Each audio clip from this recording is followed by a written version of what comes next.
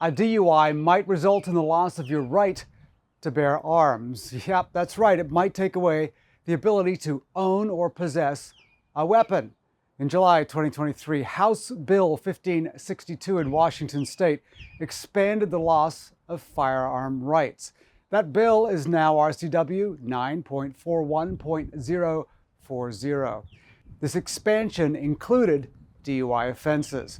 Specifically, the statute now uses the language prior offense if that prior offense was committed within 7 years. This includes DUIs. It's important to note that your prior DUI or physical control does not have to have been a DUI or physical control conviction.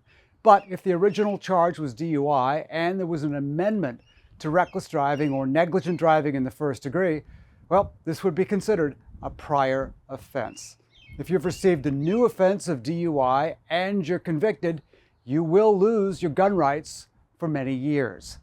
Once you have waited the required time period, you will then need to go back into court and then restore your gun rights.